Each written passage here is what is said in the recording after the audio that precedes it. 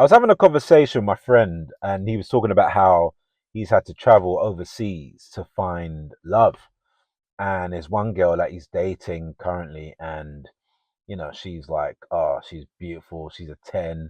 Um, she looks great in her photos, but even better in person is what he's telling me. But he's meeting with her, and it's boring. The conversation is lifeless. There's no sort of spark, or it's quite dull. And it really got me thinking about it because I've said this for the longest. I think for people that are dating, people that are trying to find someone, and this is coming from my experience, you need to stop concentrating on looks, man.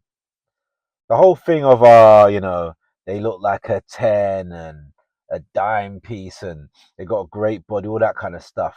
Yeah, that's good for lust and everything like this. But I think in 2025, heading to 2026, the world is so volatile. It's so financially scandalous where you have to be really in control of who you're providing money to and measuring your resources and savings. There's no point in giving your time and your resources into someone that looks great but they're horrible to be around. I've been with girls like that. I've done this very same mistake. Well, I've been with a girl and all my friends are saying, bro, like, look at her. She's a 10, all this kind of stuff. And I'd go out to dates and stuff with her. Always had to pay for things, dinner, events, drinks, travel, everything. Everything was on me. And I know, old fashioned, the man pays all this kind of stuff. But apparently not in 2025, 26. Equal opportunities, right? Equality in that. Anyway, so I'm always paying, and even got to a point where I remember, I'd say, yeah, do you want to do something on Tuesday? And I meant like, let's hang together casually kind of thing. Like, no, we need to go somewhere. Like, well, what do we need to do? And I remember suggesting things like, and I noticed if it wasn't like glamorous enough, if it wasn't like extravagant, if it wasn't something exciting where, money has to be put in, she didn't want to do it. And it was literally like having a car on finance. We had to keep paying every so often. And it was just like a thing where I had to brainstorm and think of ideas or things we can do. And we could never just chill out. And if we did like hang out at my house or hers or whatever, it'd have to be, it have to be, oh, well, what we're going to do later. Or I don't want to do it. We need to go out.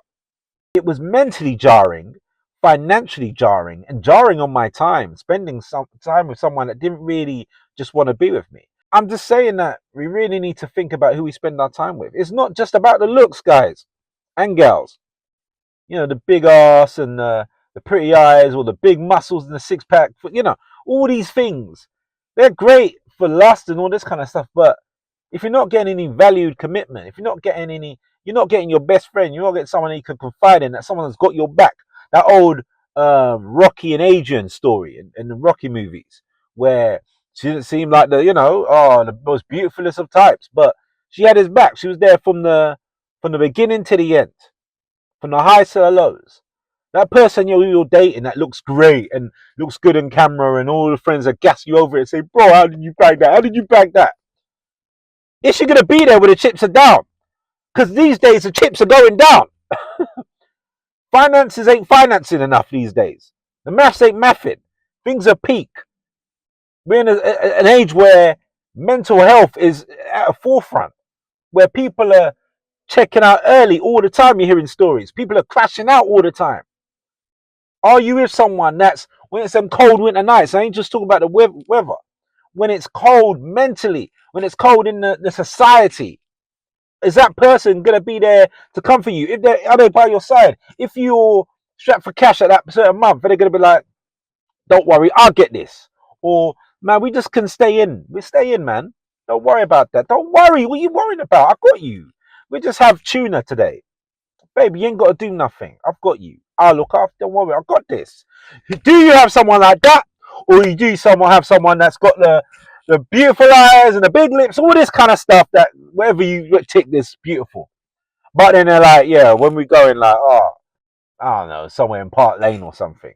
Not going to the restaurant that was top 5 on the Insta model scenes, like, when they talk about the places they like to go. Our top 5 restaurants you should go in 2025, all that kind of stuff. But higher class Instagram models. Oh, I want to go there because I want to take pictures and show my friends and put it on my socials. And then a lot of the times you go on the socials, they're with the guy, but the guy ain't even in the photos that they posted. They took pictures with the guy, but they also took pictures with themselves. On the socials, only pictures with themselves. So what's going on there? And you're funding this crap. So I'm just saying this, man, to the youngins, to people that have issues, relationships, or you looking at your partner, you're thinking, yo, are they really there for me? Ask yourself that question. You can lie to me, you can lie to your friends, you can lie to anyone. You can't lie to yourself. Ask yourself the question, are they there for you?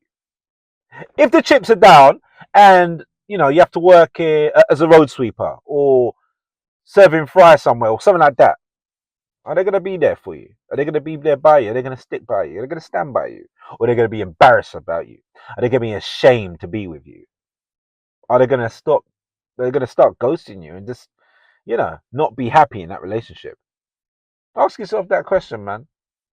And you might realize some uncomfortable truths.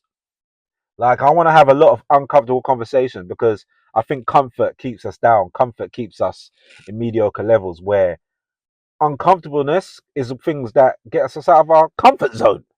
So, yeah, ask yourself that question, man. And yeah, I'd love to hear this in the comments as per usual. Give it an HBO special. Comment, like, and subscribe. I want to hear your stories. I want to hear, you tell me the tales of, are you with that person that stood by you? Maybe you had an illness. Maybe you had cancer. Maybe, I don't know. But they were there with you. And they'd be there in the good times and the bad times. Because it's very easy to be there in the good times. Very hard in the bad times.